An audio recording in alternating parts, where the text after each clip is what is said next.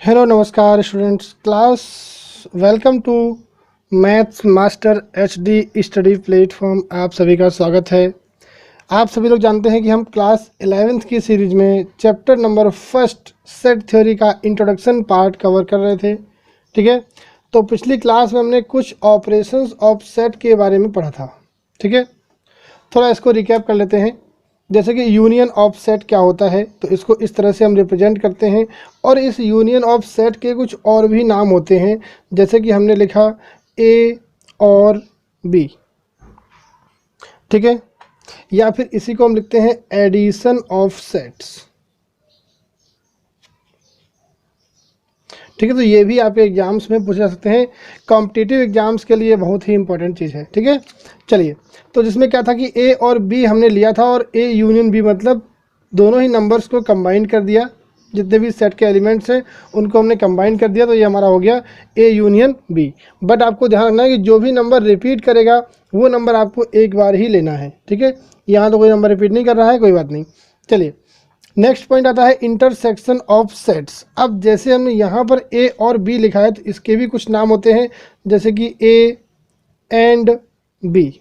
ठीक है, जैसे प्रोबेबिलिटी वगैरह में इसका यूज होता है कि ए एंड बी लिखा होता है, तो वहाँ हम इंटरसेक्शन फाइंड करते हैं। या फिर ए डॉट बी कहीं लिखा होता है, मतलब मल्टीप्लाई की फॉर्म में, तो उसको हम बोलते हैं इंटरसेक्शन। या फिर लिखा होता है बोथ ए एंड बी। ठीक है, इंटरसेक्शन का मतलब हो जाता है कॉमन पार्ट। ठीक है, तो जो भी नंबर, जो भी एलिमेंट दोनों ही सेट में कॉमन दिखेगा आपको, जैसे कि यहाँ पर 2 और 4 कॉमन है, तो यहाँ पर भी 2 और 4 है। ठीक है, तो हमने यहाँ पर 2 और 4 लिख लिया, तो इस तरह से हमारा ये आ गया। उसके बाद नंबर आता है कॉम्प्लीमेंट ऑफ सेट का।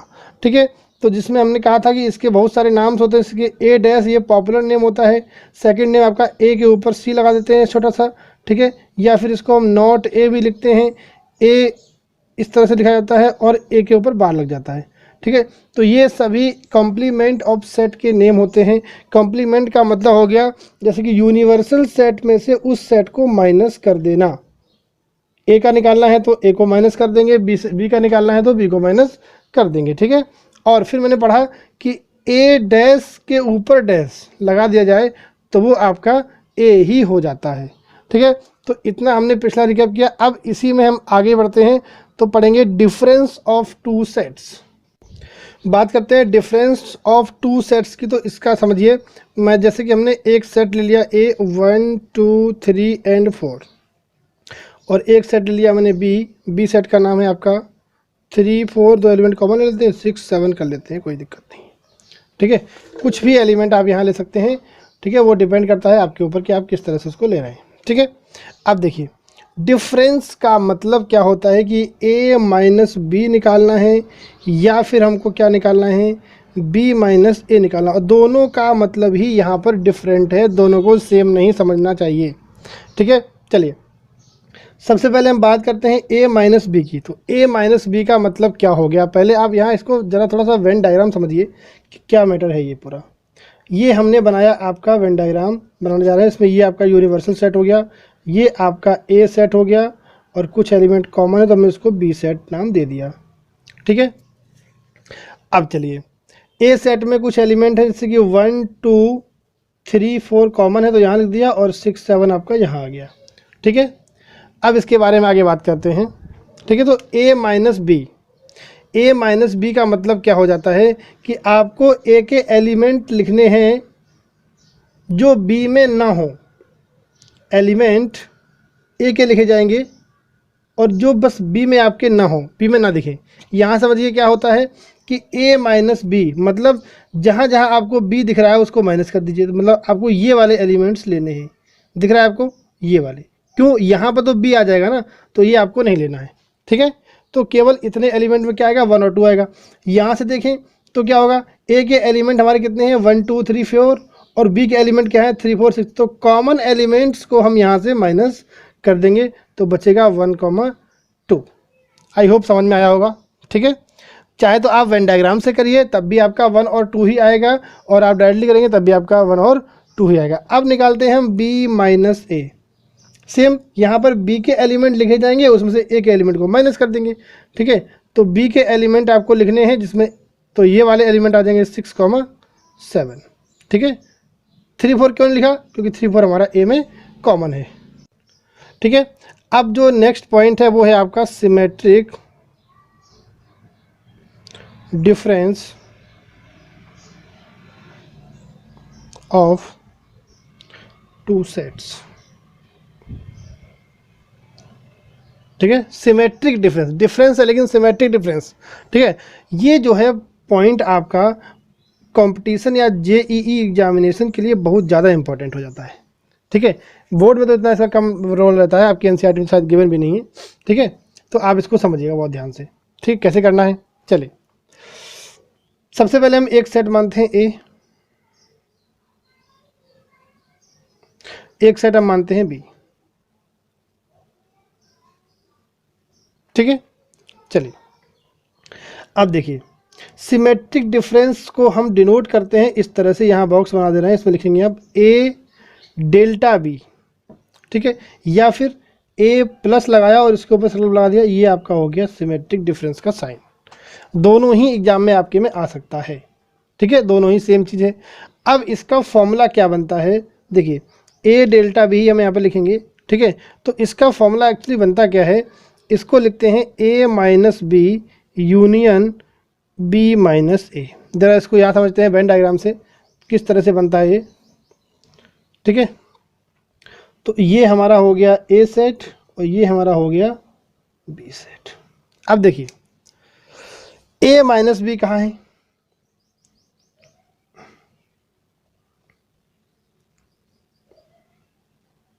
ये हो गया। ठीक है, एंड बी माइनस ए कहाँ है, इसको हम ब्लू पेन से कर दे रहे हैं इस तरह से, ये आपका हो गया बी माइनस ए। और इन दोनों का यूनियन लेंगे, इसका मतलब इसको भी कंबाइन करना है और इसको भी कंबाइन करना है। ठीक है, तो ये आपका हो गया सिमेट्रिक डिफरेंस।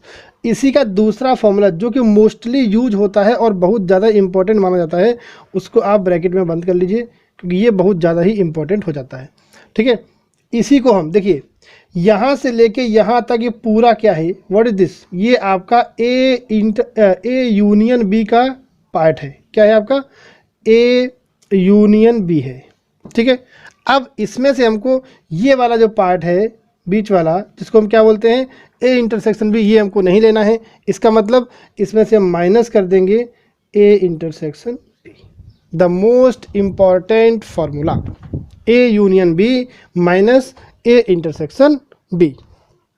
ठीक है, कहीं कहीं पर इसका ये फॉर्मूला भी लिखा रहता है, तो ये भी आप नोट कर लीजिए, A intersection B dash union B intersection A dash. Dash के फॉर्म में लिखेंगे, बात वही है, वहीं से आ जाएगा। ठीक है, चलिए नेक्स्ट पॉइंट आपका आता है, ठीक है, डी मॉर्गन्स लॉ।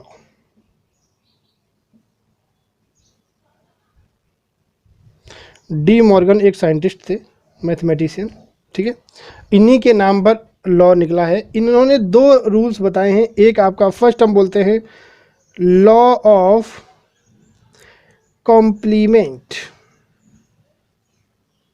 ठीक, और सेकंड इनका बोला जाता है law of union and intersection. अब इनके लॉ जो हैं उनके नाम से ही यहाँ आपको समझ में आना चाहिए कि इसमें हमको कॉम्प्लीमेंट के बारे में बात करेगा और यहाँ पर क्या है यूनियन एंड इंटरसेक्शन के बारे में बात की जाएगी। तो बहुत ध्यान से आपको समझना होगा यहाँ पर।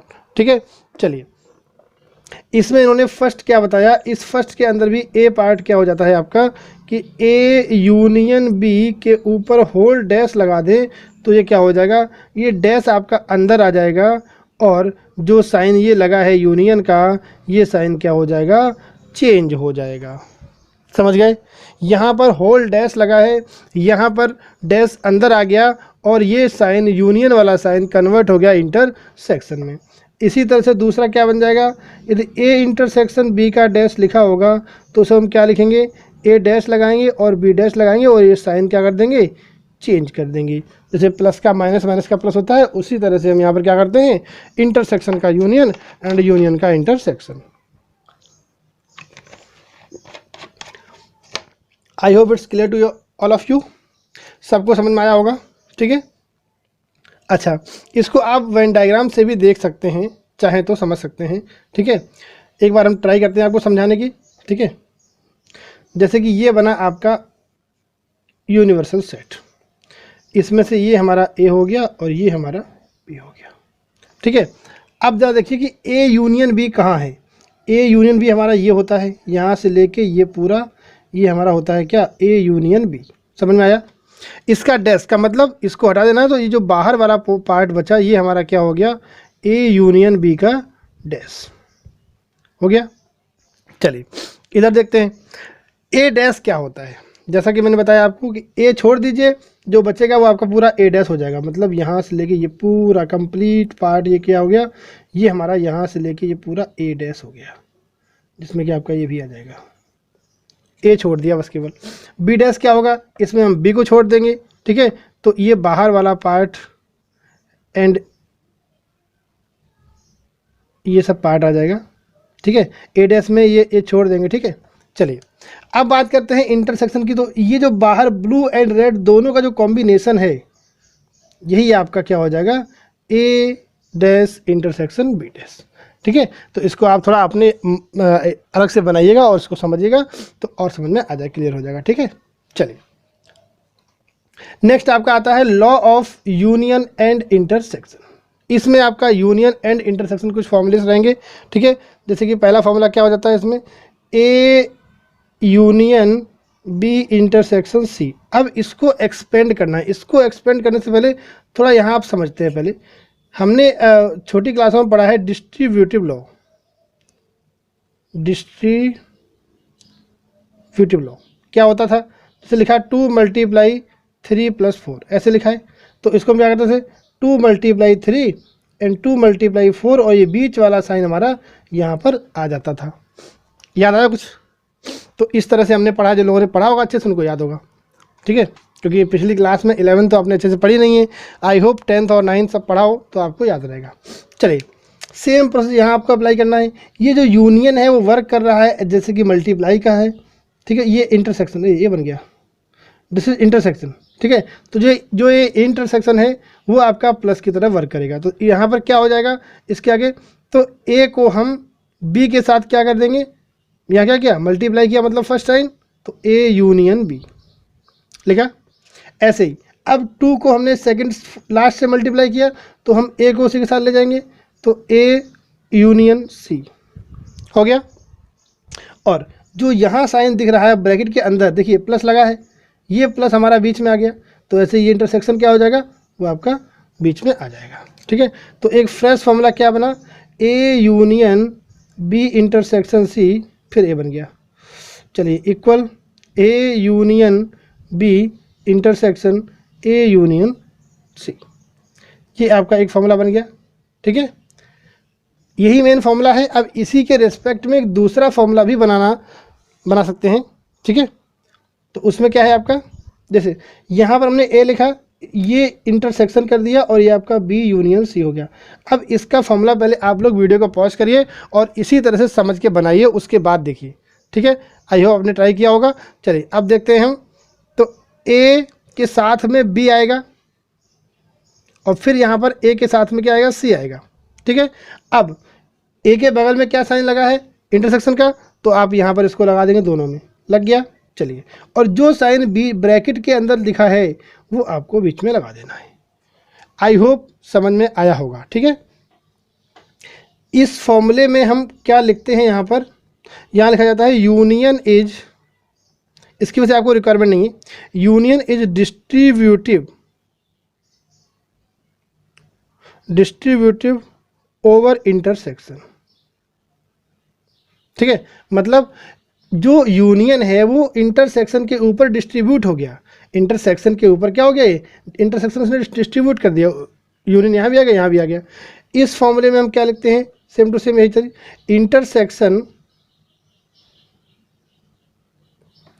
Intersection is distributive over union, ठीक है, सेम फॉर्मूला है, बस केवल डिमॉर्गन्स के आपको दो ही लॉ याद रखने हैं। एक आपका लॉ ऑफ कॉम्प्लीमेंट होता है जिसमें आपको एक ही फॉर्मूला याद रखना है, दूसरा अपने आप से बन जाता है। लॉ ऑफ यूनियन इंटरसेक्शन होता है, इसमें आपका ये फॉर्मूला आपको याद रखना है, ये आपका अपने आप से ऑटोमेटिकली बन जाता है। ठीक है, चलते हैं। अब एक लास्ट पॉइंट आपका बचा है, जो कि पॉइंट क्या है, बहुत इंपॉर्टेंट चीज़ आती है, इसको हम बोलते हैं एडिशन थ्योरम।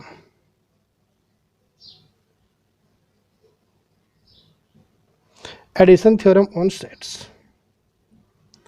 सेट्स जैसे कि एक सेट ए है, इसमें कुछ एलिमेंट हैं, जैसे हमने यहाँ पे लिखा कि सेट ए में हमारे क्या एलिमेंट हैं, 1 2 3 4, और एक सेट बी है जिसमें हमारे क्या एलिमेंट हैं, 2 4 6 7, कुछ भी ले लिया।